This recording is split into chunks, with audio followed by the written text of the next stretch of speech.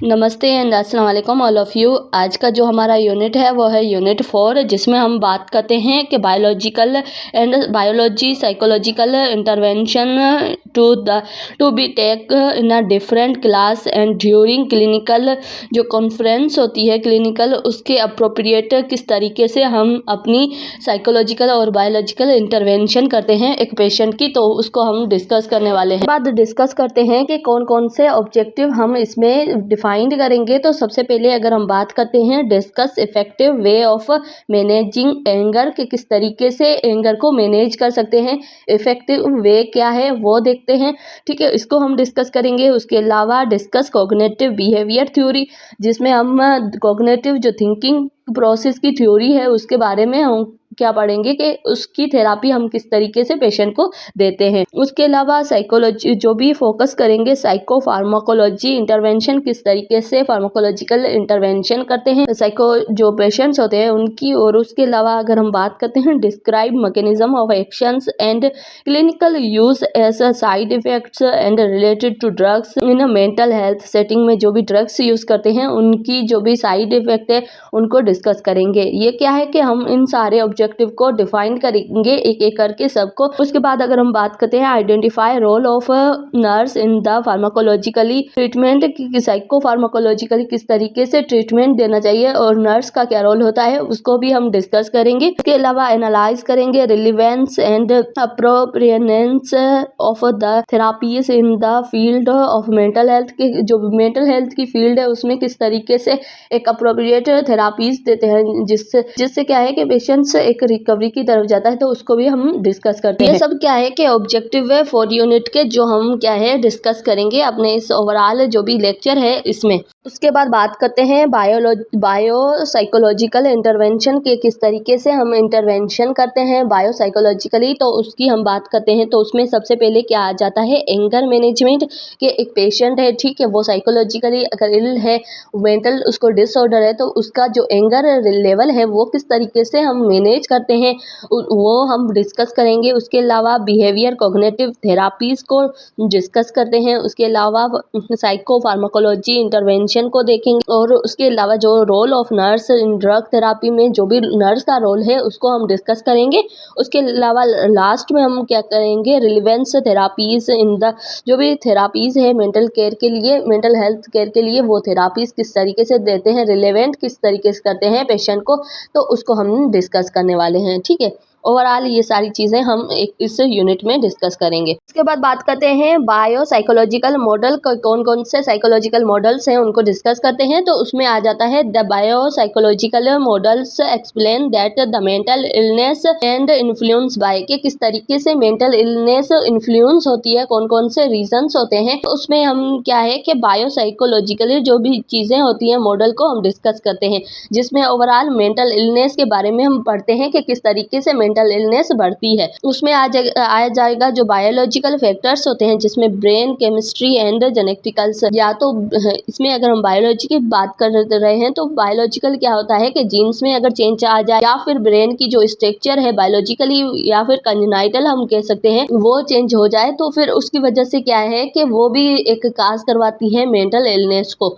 वो भी इफेक्ट करती है या इन्फ्लुएंस करती है मेंटल इलनेस को। अगर उसके अलावा अगर हम बात करते हैं psychological factors, thought and emotions, आपकी जो थॉट्स है या फिर आपके इमोशंस है वो भी क्या है कि वो भी आपकी जो मेंटल इलनेस है उसको इन्फ्लुएंस करती है कि आप क्या सोच रहे हो। अगर पॉजिटिव हो या फिर ज्यादा से ज्यादा आप अच्छा परसीव कर रहे हो कुछ भी, और उसके अलावा आप मोटिवेटेड हो, तो आपकी थॉट्स अलग होगी। ठीक है, अगर आप क्या है कि नेगेटिव बोल रहे हो, नेगेटिव टॉक कर रहे हो खुद के साथ, लोगों के साथ, और नेगेटिव लोगों के साथ रह रहे हो, वो आपके इमोशंस क्या करेंगे, आपको ज्यादा से ज्यादा मेंटल हेल्थ की तरफ ले जाते हैं, इलनेस की तरफ। ठीक है, जो मेंटल इलनेस होती है उसकी तरफ। तो इसलिए क्या है कि थॉट और इमोशंस भी बहुत ही जरूरी होते हैं कि वो आपकी मेंटल इलनेस को बढ़ाते हैं, इन्फ्लुएंस करते हैं। उसके बाद बात करते हैं साइकोलॉजिकल जो फैक्टर्स होते हैं, सोशल फैक्टर्स। उनमें सोशल फैक्टर्स में अगर बात करते हैं फैमिली, कल्चर और एनवायरनमेंट। फैमिली का बहुत बड़ा ही रोल होता है, क्योंकि जैसे जो इन्वायरमेंट होती है हम उससे सीखते हैं, ठीक है। आपके कल्चर में कुछ ऐसी चीज़ें होती हैं, कुछ आपकी फैमिली में ऐसी चीज़ें, या फिर आपके जो भी आप जहाँ रह रहे हो वो इन्वायरमेंट ऐसी है, सोशली आप जो सराउंडिंग लोग हैं वो अगर नेगेटिव है, वो नेगेटिव थॉट वाले हैं, या फिर कुछ ऐसे लोग हैं जिनकी वजह से आपकी ग्रो नहीं हो रही, वो आपको सपोर्ट नहीं कर रहे हैं, मतलब सपोर्टिव इन्वायरमेंट आपके सराउंडिंग नहीं है, आपकी कोई केयर नहीं कर रहा है, तो आपको क्या है कि वो भी क्या करती है, ज़्यादा से ज़्यादा आपकी मेंटल हेल्थ पे इफेक्ट करती है। और उसके अलावा अगर बात करते हैं treatment focus on the all 3 expect for improving mental health के कुछ एक्सपेक्ट्स होते हैं जिनके थ्रू आप क्या करते हो, मेंटल हेल्थ को इम्प्रूव कर सकते हो। वो यही है कि बायोलॉजिकल और साइकोलॉजिकल और सोशली जो फैक्टर्स होते हैं इनके थ्रू आप अपनी मेंटल हेल्थ को अच्छा कर सकते हो। उसके बाद बात करते हैं एंगर मैनेजमेंट की, कि किस तरीके से हम अपना एंगर मैनेज करते हैं, उसके बारे में डिस्कस करने वाले हैं। तो एंगर क्या है? Anger is a normal emotion response for the, जो क्या है कि ना आपका जो एंगर है या फ्रस्ट्रेशन है वो एक इमोशन रिस्पॉन्स होता है, ठीक है। ये एक नॉर्मल इमोशन रिस्पॉन्स है स्ट्रेस एंगर पर। ये इस तरीके से है कि आप किस तरीके से परसीव कर रहे हो, ठीक है। एंगर आना या फिर फ्रस्ट्रेशन होना, स्ट्रेस होना, ये एक नॉर्मल रिस्पॉन्स होता है किसी भी कंडीशन को लेके, ठीक है। उसके हिसाब से आपका नॉर्मल रिस्पॉन्स है, पर आप उसको किस तरीके से परसीव कर रहे हो उसको आपको मैनेज करना होता है, ठीक है।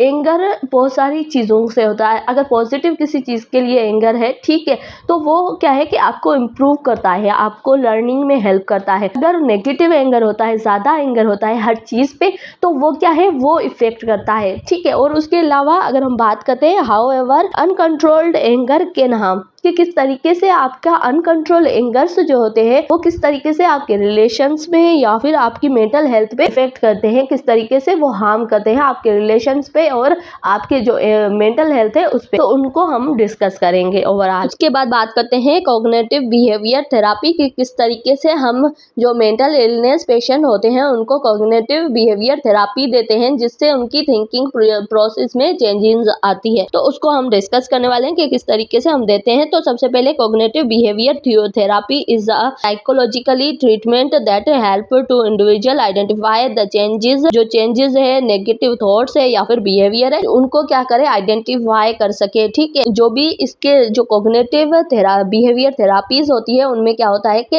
एक ट्रीटमेंट होता है जिसके थ्रू हमें पता चलता है कि उसकी जो नेगेटिव थॉट्स है या फिर परसेप्शन है खुद के लिए, या फिर आइडेंटिफाई हम करते हैं उसका जो भी बिहेवियर होता है उसको।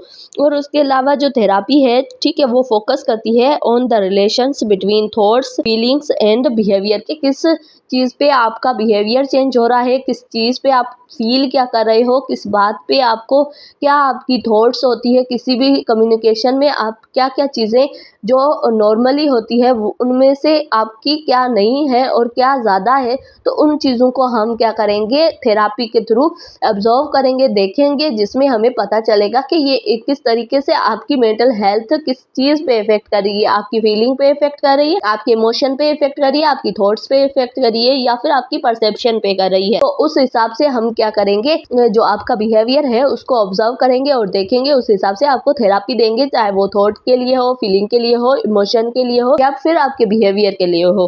तो ये सारी चीज़ें आ जाती है कॉग्निटिव बिहेवियर थेरापीज में। उसके बाद बात करते हैं effective way of managing anger, के किस तरीके से अपना एंगर हम मैनेज करते हैं, कौन से इफेक्टिव वे होते हैं, ठीक है। जो हेल्दी एंगर मैनेज टेक्निक्स, जो भी हेल्दी मैनेज जो एंगर होता है उसको किस तरीके से हम मैनेज करते हैं।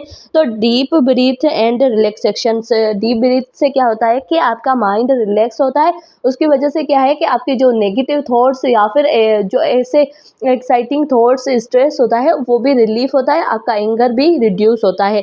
उसके अलावा आइडेंटिफाई ट्रिगर्स के किस चीज़ों की वजह से आपको ज़्यादा एंगर हो रहा है, तो उन चीज़ों से क्या है कि आप अवॉइड करें या फिर आप उनको देखें कि आपको कौन सी चीज़ ज़्यादा ट्रिगर कर रही है, एंगर आपका बढ़ रहा है किसी चीज़ से, तो उसको पहले आप रिजॉल्व करें, फिर आप अपनी एंगर के लिए कुछ टेक्निक्स यूज़ करें। उसके अलावा अगर हम बात करते हैं एक्सप्रेसिंग फीलिंग्स एंड क्लेम, के किस तरीके से हम अपनी फीलिंग्स या फिर क्लेम्स को एक्सप्रेस कर रहे हैं लोगों के साथ, वो हम देखते हैं, ठीक है। अगर हमें एंगर किसी चीज़ से आ रहा है तो हम अपनी फीलिंग लोगों को बताएंगे कि हमें इस चीज़ से एंगर हो रहा है, ठीक है, उन चीज़ों से हम अवॉइड करते हैं। उसके अलावा अगर हम बात करते हैं प्रॉब्लम सॉल्विंग स्किल, कुछ ऐसी प्रॉब्लम सॉल्विंग स्किल्स हम देखेंगे या फिर लर्न करेंगे जिससे क्या है कि हमारा एंगर लेवल है वो रिड्यूस हो जाता है। उसके अलावा physical activities, also physical activities क्या करती है, आपके स्ट्रेस, एंगर, फेयर को कम करती है। तो ये भी क्या करती है, हेल्प करती है एंगर को मैनेज करने में। और उसके अलावा सीकिंग्स, काउंसलिंग्स और थेरापी, जो थेरापी होती है, काउंसलिंग होती है, जो मेंटल इलनेस के लिए, वो एंगर मैनेजमेंट के लिए वो थेरापीज लेंगे, काउंसलिंग लेंगे, ताकि वो भी क्या है, हेल्प करती है आपका जो एंगर लेवल इंक्रीज हो रहा है उसको कम करने में। लास्ट में हम बात करते हैं these suggestions help to control emotions and prevent aggressive behaviour. और ये सारे क्या है कि आपको प्रिवेंट करते हैं आपके एंगर से, ठीक है, उसके अलावा एग्रेशन से, और आपको इम्प्रूव करवाते हैं आपकी जो भी इमोशनल जो चीज़ें होती है उनको कंट्रोल करते हैं, आपको एक अच्छे तरह बिहेवियर देते हैं। तो ये सारी चीज़ें अगर आप डेली एक्टिविटीज़ में कर रहे हैं, डेली लाइफ में कर रहे हैं, तो क्या है कि बहुत कम चांसेस होते हैं कि आपको एंगर हो ज़्यादा से ज़्यादा, और उसके अलावा आपकी मेंटल हेल्थ भी डिस्टर्ब नहीं हो सकती। ये सारी चीज़ें आप करते हो तो ये क्या है कि मैनेज करता है आपके एंगर लेवल को, और एंगर लेवल मैनेज हो गया तो आपकी थॉट्स, परसेप्शन वो भी बैलेंस होगी, आपका स्ट्रेस भी बैलेंस होगा, तो आप प्रिवेंट हो सकते हो ऑटोमेटिकली आपके जो भी मेंटल डिसऑर्डर्स है उनसे। उसके बाद बात करते हैं कि जो भी गोल्स होते हैं, goal of cognitive behaviour therapy के, जो कॉग्निटिव बिहेवियर हम थेरापी दे रहे हैं पेशेंट को, वो क्या हेल्प करती है, उसके गोल क्या होते हैं, तो उसको हम डिस्कस करने वाले हैं। तो रिकॉग्नाइज करती है नेगेटिव थिंकिंग पैटर्न को, जो गोल्स होते हैं वो क्या करते हैं, रिकॉग्नाइज करते हैं, और उसके अलावा develop the positive coping skills, उनको आप कम करें, जो भी आपकी नेगेटिव थॉट्स फीलिंग्स है उनको आप रिकॉग्नाइज करें, और उसके अलावा जो भी इम्प्रूव करें आपकी पॉजिटिव थिंकिंग, और उसके अलावा कोपिंग जो भी स्किल्स होती है कि किसी चीज़ को किस तरीके से कोप करना चाहिए, डील करना चाहिए, वो स्किल्स आप इम्प्रूव करें, तो वो क्या करती है, हेल्प करती है आपको एक अच्छा कॉग्निटिव बिहेवियर थेरापी के लिए। उसके अलावा चेंज अनहेल्दी बिहेवियर, और चेंज करती है जो कॉग्निटिव थेरापी होती है वो क्या करती है, चेंज करती है आपका बिहेवियर, जो अनहेल्दी बिहेवियर होता है उसको चेंज करती है, डेवलप करती है पॉजिटिव कोपिंग स्किल को डेवलप करती है, नेगेटिव इमोशन को कम करती है, और उसके अलावा इम्प्रूव करती है इमोशनल कंट्रोल के, किस तरीके से आप अपने इमोशन को कंट्रोल कर सकते हैं। उसके अलावा it is commonly use for depression, anxiety and stress disorder. जो भी ये मोस्टली ये सारी टेक्निक्स जब यूज़ करते हैं, ये सारे गोल्स जब हम कॉग्निटिव बिहेवियर थेरापी में देते हैं, जब अगर पेशेंट्स या फिर एंजाइटी का हो, डिप्रेशन का हो, या फिर स्ट्रेस का हो, इन तीनों मेंटल डिसऑर्डर्स में हम पेशेंट को क्या करते हैं, मोस्टली ये करवाते हैं कि उसको कॉग्निटिव बिहेवियर थेरापी देते हैं। उसमें क्या है कि उसकी कोपिंग जो स्किल्स हैं उनको इम्प्रूव करते हैं, पॉजिटिव थिंकिंग बढ़ाते हैं, पॉजिटिव टॉक बढ़ाते हैं, उसके अलावा उसकी फीलिंग और परसेप्शन उनको इंक्रीज करते हैं, और उसके अलावा जो भी इमोशनल किस तरीके से इमोशन को कंट्रोल करना चाहिए वो भी हम क्या करते हैं, उनको बताते हैं। ये हमने ओवरऑल गोल्स पढ़े जो हम कॉग्निटिव बिहेवियर थेरापी में करते हैं, अपने गोल सेट जिनको हम पेशेंट को देते हैं, उस हिसाब से हम क्या करते हैं, ट्रीटमेंट करते हैं पेशेंट का। और उसके अलावा मेडिकेशन के बारे में डिस्कस करते हैं। यहाँ पे क्या है कि psycho pharmacological refers to use of medication and treatment of mental disorder के कौन कौन सी जो मेडिकेशंस होती है जो हम यूज़ करते हैं मेंटल डिसऑर्डर के ट्रीटमेंट के लिए, तो उनको हम डिस्कस करेंगे। उसके अलावा those medication help to regulate, वो क्या करते हैं कि हेल्प करती है रेगुलेट ब्रेन केमिकल्स, जो ब्रेन के केमिकल्स होते हैं उनको रेगुलेट करती है, जिसमें आ जाता है न्यूरोट्रांसमीटर्स और मूड इफेक्ट, जिसमें effect moods, thinking and behaviour, ये क्या करती है, उनको रेगुलेट करती है। मेडिकेशंस आपके न्यूरोट्रांसमीटर्स होते हैं जो केमिकल मैसेंजर्स, उनको क्या करती है, रेगुलेट करती है। उनकी वजह से क्या होता है कि आपका मूड, थिंकिंग और बिहेवियर चेंज होता है। अगर ये मेडिकेशन नहीं यूज़ की जाए तो फिर वो क्या है कि ज़्यादा से ज़्यादा वो behaviour, aggressive behaviour, anger, mood, ये ज़्यादा से ज़्यादा होता है। अगर मेडिकेशन हम यूज़ करते हैं तो वो क्या करती है, न्यूरोट्रांसमीटर पे इफेक्ट करती है, और न्यूरोट्रांसमीटर एक केमिकल मैसेंजर है, उसकी वजह से आपका मूड, थिंकिंग, आपकी बिहेवियर उसकी वजह से क्या है कि फाइंड होते हैं, तो उसकी वजह से क्या है कि ये चेंज हो जाते हैं, ठीक है।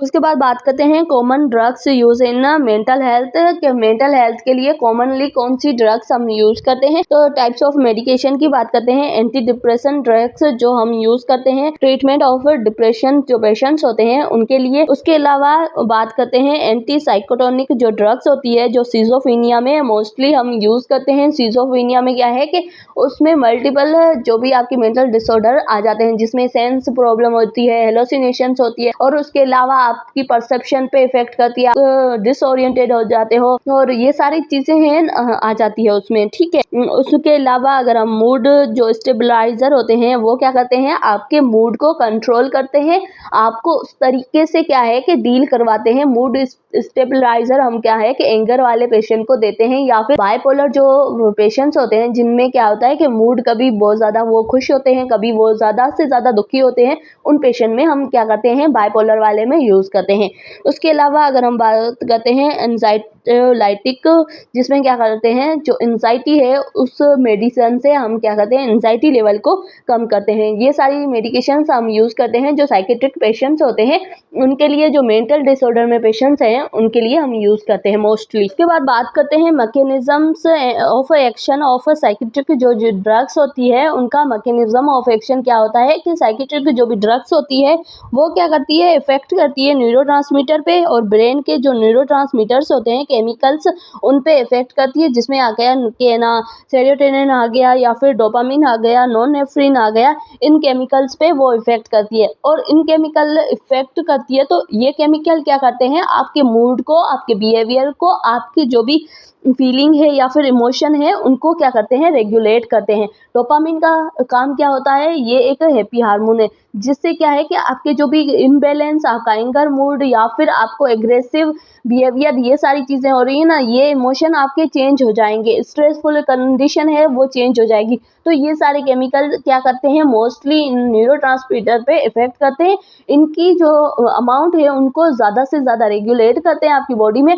तो उससे क्या है कि पेशेंट का मूड भी चेंज हो जाता है, उसकी फीलिंग इमोशन चेंज हो जाते हैं और उस हिसाब से उसका बिहेवियर भी चेंज होता है, क्योंकि ये तीनों हार्मोन्स ऐसे हैं जो हैप्पी हार्मोन है, जो आपके जो खुशी के हार्मोन है, ये आपकी डोपामिन और सेरोटोनिन या फिर नॉरएफ्रिन, ये तीनों हार्मोन्स या फिर केमिकल्स ये आपके क्या करते हैं आपके इमोशन को इन्फ्लुएंस करते हैं। आप हैप्पी फील करते हो, फ्री फील करते हो, तो इसलिए क्या है कि इन तीन जो भी ड्रग्स होती है उनमें मोस्टली ये न्यूरोट्रांसमीटर्स होते हैं, ये हार्मोन्स होते हैं, ये आपके ओवरऑल मूड को और आपकी कंडीशन को बैलेंस करते हैं। इसके अलावा बात करते हैं clinical use and side effect के, किस तरीके से हम इन ड्रग्स को यूज करते हैं, इनका साइड इफेक्ट क्या होते हैं उनको डिस्कस करते हैं।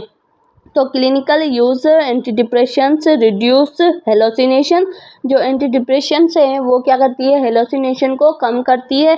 ठीक है, हेलोसिनेशन में क्या होता है कि आपकी सेंस में प्रॉब्लम हो जाती है, उसमें जो भी होते हैं ना उनको सेंस जो भी चीज़ें नहीं होती है वो भी वो फील करते हैं या दिखाई देती है उनको या सुनाई देती है। उसके अलावा stabiliser mood control and anxiety, उसमें क्या है कि हम कंट्रोल एंजाइटी के लिए स्टेबलाइजर यूज़ करते हैं कि एंजाइटी लेवल कितना बढ़ रहा है तो उसके लिए स्टेबलाइजर यूज़ करते हैं। उसके अलावा पॉसिबल साइड इफ़ेक्ट की बात करते हैं जिसमें क्या है कि डिज़र्नेस आ जाती है या फिर वेट गेन हो जाता है, ड्राई माउथ या फिर ट्रिमर्स एंड डेजनिंग से, ये सारी क्या है कि इसके साइड इफ़ेक्ट हो जाते हैं मेडिकेशन के जो पेशेंट में दिखाई देते हैं। मोस्टली जो ज़्यादा ड्रग्स यूज़ करते हैं साइकेट्रिक पेशेंट्स है उनको क्या है कि एक दिन भी उनकी मेडिकेशन छोड़नी ना चाहिए, तो इसलिए क्या है कि हमें रेगुलर बेस पे देनी होती है, क्योंकि एक दिन भी छोड़ती है तो फिर वो ज़्यादा से ज़्यादा इफेक्ट करती है, तो इसलिए डेली बेस पे मेडिकेशन देनी चाहिए। तो उस बेस पे क्या है कि ये सारे उनको साइड इफेक्ट हो सकते हैं। उसके बाद बात करते हैं role of nurse in psycho pharmacological treatment के लिए नर्स का क्या रोल होता है। तो सबसे पहले नर्स पे any important role by the जो भी साइकोट्रिक कंडीशन होती है उसमें क्या रोल होता है। तो सबसे पहले एडमिनिस्ट्रेट मेडिकेशन सेफली, हमें क्या है कि जो नर्सिस होती है उनको एक साइकेट्रिक पेशेंट को सेफली ड्रग्स देनी चाहिए ताकि उस पेशेंट पे इफेक्ट कर सके। कुछ ऐसे पेशेंट्स होते हैं वो ड्रग्स को अवॉइड प्रोवाइड करते हैं वो सही से नहीं लेते हैं, या फिर वो क्या करते हैं, अगर ड्रग देने के टाइम पे वो हम भी खुद को भी दे सकते हैं और हमको भी दे सकते हैं, तो वो भी चीज़ें एडमिनिस्ट्रेट करनी चाहिए, हमें देखनी चाहिए। और उसके अलावा मॉनिटर साइड इफ़ेक्ट और जो भी साइकेट्रिक ड्रग्स हैं उनमें जो भी मॉनिटर करते हैं कि कौन सा साइड इफ़ेक्ट ज़्यादा हो रहा है किस पेशेंट को, तो उस हिसाब से हम उनको मॉनिटर करते हैं, जो साइड इफ़ेक्ट हैं उनको रिड्यूस करते हैं और उनको भी हम बताते हैं कि ना इन ड्रग्स का ये साइड इफ़ेक्ट हो सकता है। अगर पेशेंट खुद एबल है समझने के लिए तो हम बताते हैं। और उसके अलावा अगर हम बात करते हैं एजुकेशन पेशेंट्स अबाउट मेडिकेशंस, जो मेडिकेशंस हैं उनके बारे में हम पेशेंट को एजुकेशन देते हैं, क्योंकि साइकेट्रिक जो पेशेंट्स होते हैं वो इजीली चीज़ों को नहीं लेते हैं, वो इजीली नहीं समझते हैं, जिससे नॉर्मल पेशेंट जो समझते हैं, फिजियोलॉजिकल जो चेंजेस होती है डिजीज़ के जो पेशेंट समझते हैं, वो साइकेट्रिक पेशेंट नहीं समझ सकते। तो उनको हमें क्या है, पहले उन मेडिकेशन के बारे में एजुकेशन देनी होती है, उनको बताना होता है कि ये सारी मेडिकेशन आपकी हेल्प करेंगी, किस तरीके से हेल्प करेंगी, पहले उनका जो ट्रस्ट होता है उसको डेवलप करना ज़रूरी होता है। तो फिर हम एजुकेशन दे सकते हैं उनके बारे में। उसके बाद हम क्या करेंगे, observe the patient's response to treatment. हम देखेंगे कि पेशेंट को हम ट्रीटमेंट दे रहे हैं उसका रिस्पॉन्स कितना आ रहा है, पेशेंट में कोई इम्प्रूवमेंट आ रही है नहीं आ रही है, वो भी हम ऑब्जर्व करेंगे, मॉनिटर करेंगे। उसके बाद सपोर्टिव मेडिकेशंस एडरेंस के, उसके अलावा कौन कौन सी सपोर्टिव मेडिकेशन है वो हमें देनी चाहिए, तो वो हम देते हैं, प्रोवाइड करते हैं। ये क्या होता है कि एक नर्स का रोल होता है अपने साइकेट्रिक जो पेशेंट है उसके लिए कुछ चीज़ें होती हैं उनको मेंटेन करना, या फिर मॉनिटर करना, या फाइंड करना, या उसको क्या है कि एक केयर देना। उसके बाद बात करते हैं रिलेवेंस ऑफ दीज थेरापीज, जो भी थेरापीज है उसके रिलेवेंस हम बात करते हैं। तो biopsychological interventions are the important because they improve comprehensive mental health treatment. वो क्या है, एक अच्छा और कॉम्प्रिहेंसिव मेंटल ट्रीटमेंट में हेल्प करती है। और उसके अलावा addressing biological and psychological and social need, के किस तरीके से बायोलॉजिकल साइकोलॉजिकल जो सोशल नीड होती है एक इंडिविजुअल की वो किस तरीके से फिल होनी चाहिए, वो सब बताती है। उसके बाद इम्प्रूव पेशेंट रिकवरी, उसके अलावा एक रिकवरी होती है, इम्प्रूव करती है रिकवरी को, क्वालिटी ऑफ लाइफ को इम्प्रूव करती है। तो ये सारी रिलेवेंस होती है जो भी हम थेरापीज देते हैं पेशेंट को। साइकेट्रिक पेशेंट को हम काउंसलिंग देना, या फिर एक हम साइकेट्रिक पेशेंट को इमोशनल थेरापी देते हैं, वो ये हेल्प करती है कि उसकी ओवरऑल कंडीशन है उसको इम्प्रूव करती है। So thank you so much, आज का वीडियो इतना ही, मिलते हैं नेक्स्ट वीडियो में नए टॉपिक के साथ। यहाँ पे हमने ओवरऑल 4 यूनिट को कंप्लीट किया, जितने भी ऑब्जेक्टिव थे सबको डिस्क्राइब किया, डिफाइन किया, अच्छे तरीके से फाइंड करके हमने पढ़ा है। So thank you so much, मिलते हैं नेक्स्ट वीडियो में नए टॉपिक के साथ, तब तक